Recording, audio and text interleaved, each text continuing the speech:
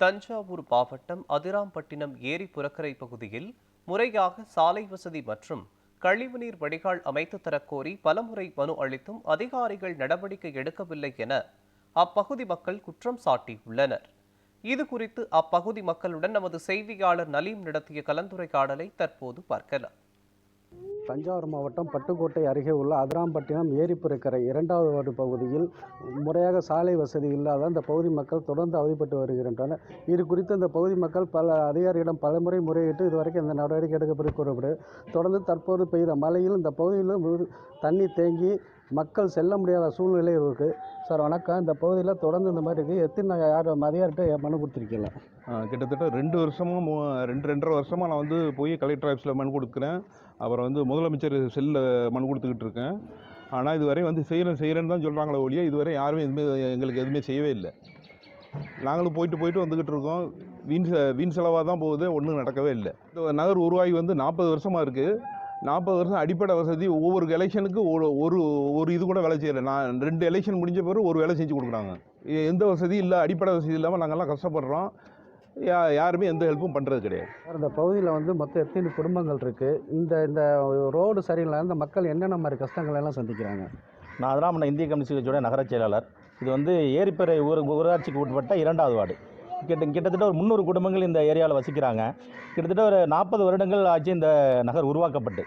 ஆனால் இதுவரை எந்தவித அடிப்படை வசதிகள், சாலை, கழிவுநீர் வடிகால், வாய்க்கால் இல்லை அரசு தரப்பில் எந்த பாலங்களோ எதுவுமே இதுவரை அமைச்சு கொடுக்கல. அதனால் இங்கே இருக்கக்கூடிய மக்கள் மிகப்பெரிய சிரமத்துக்கு உள்ளாகிறாங்க. நோய்வாய்ப்பட்டவங்க, இப்போ பள்ளி குழந்தைகள் செல்ல முடியாத சூழ்நிலை இருக்குது. அதனால் இது அடிக்கடி இங்கே உள்ளக்கூடிய ஜமாத் நிர்வாகம் அடிக்கடி கலெக்டர்கிட்டையும் மனு கொடுத்துருக்காங்க.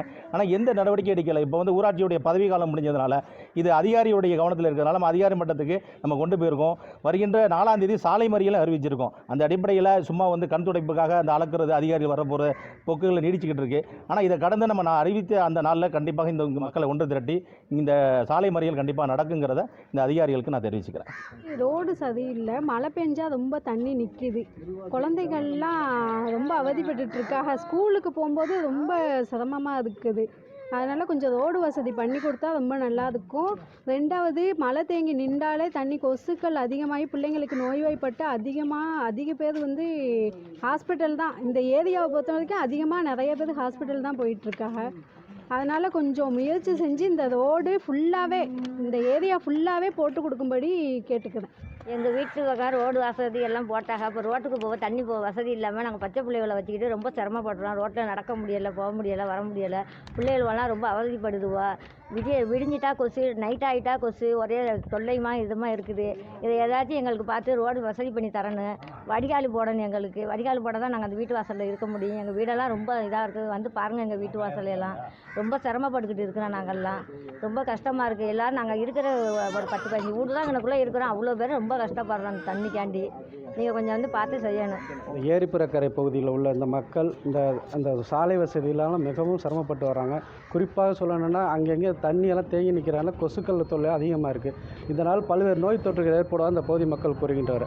உடனே அதிகாரிகள் இதெல்லாம் சரி செய்து இந்த பகுதி மக்களின் கோரிக்கையை நிறைவேற்றுவார்கள் என்று மக்கள் காத்திருக்கிறார்கள். பட்டுக்கோட்டையிலிருந்து நியூஸ் 7 செய்திகளுக்காக நலீம்.